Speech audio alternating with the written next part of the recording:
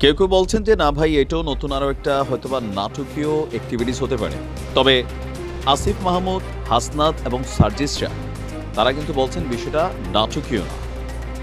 তারা সহ আরো বেশ কয়েকজন প্রধান সমন্বয়ক যারা আছেন তাদের প্রত্যেকের সাথে কিন্তু আজকে সন্ধ্যার পর থেকে আপনার এই ঘটনাগুলো ঘটছে। তো তাদের যে ক্লিয়ার বক্তব্য যে কারা এই ঘটনাগুলোর পেছনে জড়িত, খুব দ্রুতই তাদেরকে চিহ্নিত করা হবে। তো তাদের হাতে টোটাল রাষ্ট্র ব্যবস্থা আছে। আমরা আশা করি আমাদের গোয়েন্দারা খুব দ্রুতই এই বিষয়গুলোকে হয়তো সলিউশন করে ফেলবে। যাই হোক, হঠাৎ করে ফেসবুকে খুঁজে পাওয়া যাচ্ছে না আপনার উপদেষ্টা আসিফ মাহমুদের আইডি। এছাড়া বৈষম্য বিরোধী ছাত্র আন্দোলনের সমন্বয়ক হাসনাত আবদুল্লাহ এবং জাতীয় নাগরিক কমিটির মুখ্য সংগঠক সার্জিসের তাদেরও কিন্তু আইডিগুলো পাওয়া যাচ্ছে না। এছাড়া ঢাবি শিবিরের সভাপতি সাদিক কায়েম, সৈয়দ আবদুল্লাহ সহ বৈষম্য বিরোধী ছাত্র আন্দোলনের সাথে সম্পৃক্ত আরও ঊর্ধ্বতন অনেক সমন্বয়কদের কারুর আইডি ফেসবুক থেকে খুঁজে পাওয়া যাচ্ছে না।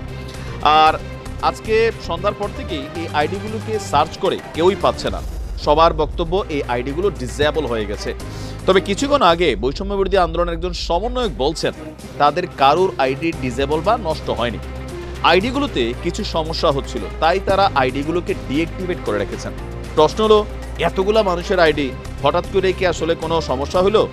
আমার ধারণা সম্ভবত হ্যাকিং এর শিকার হচ্ছে, অথবা তাদের আইডিগুলোকে কন্ট্রোলে নেওয়ার চেষ্টা করছে সামহাও, তারা যেহেতু পপুলার একটা ক্যারেক্টার। তো বলা হচ্ছে যে যারা এই ধরনের চেষ্টা করছে আমরা তাদেরকে চিহ্নিত করার চেষ্টা করছি। আর প্রাথমিক সূত্র বলছে যে তাদের এই আইডিগুলোতে যারা ডিস্টারবেন্স করার চেষ্টা করছে তারা বাংলাদেশ থেকেই আপনার এই কাজটি করছে বলে প্রাথমিকভাবে জানানো গেছে। সাইয়েদ আবদুল্লাহর বক্তব্য হচ্ছে, হঠাৎ একটি মেসেজ পেলাম যে আমার আইডিটি ডিসেবল করে দেওয়ার চেষ্টা চলছে। পরে আইডিতে গিয়ে সিকিউরিটি নিশ্চিত করে সেটি নিরাপত্তা নিশ্চিত করেছে, কিন্তু পরবর্তীতে দেখলাম আইডিটা সাসপেন্ড করে দেওয়া হয়েছে। তো সন্দেহের তীর কার দিকে? বরাবরই আওয়ামী লীগের দিকে।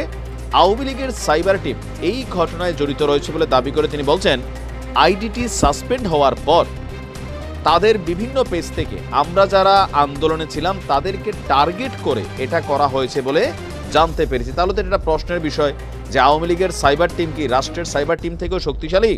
আমাদের রাষ্ট্রের তো এগুলোর ব্যাপারে নিরাপত্তা বাহিনী কাজ করে, প্রটোকল দেয়। আর তার বক্তব্য যে আপনার আজকে অনেকের আইডি সাসপেন্ড হয়েছে, ফেসবুকে রিপোর্ট করে আওয়ামী লীগের সংঘবদ্ধ একটি চক্র এই ঘটনাগুলো করছে। আর এই ঘটনার পর বৈষম্য বিরোধী ছাত্র আন্দোলনের অনেক নেতা তাদের ফেসবুক আইডি ডিঅ্যাক্টিভেট রেখেছেন। এ বিষয়ে ঢাকা বিশ্ববিদ্যালয় শাখা ছাত্র শিবিরের সভাপতি সাদিক বলছেন যে বিশেষ নিরাপত্তা সংক্রান্ত কারণে আমার আইডি ডিঅ্যাক্টিভ করা হচ্ছে।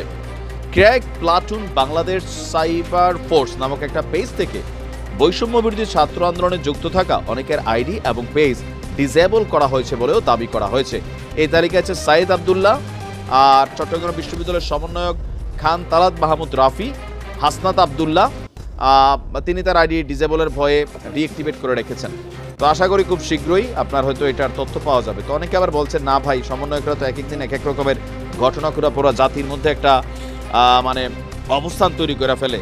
তো ঘটনাগুলো ভুয়া, কিন্তু যেহেতু তারা এত বড় দায়িত্বে আছেন, এত গুরুত্বপূর্ণ পোস্টে আছেন প্রত্যেকটা সেক্টরে, তাদের আইডিগুলো তারা ইচ্ছা করে এমন করবে সেটাও কিন্তু আসলে বিষয়টা ওরকম না। এখন স্বাভাবিক আওয়ামী লীগ খেলবে, তারাও খেলছে।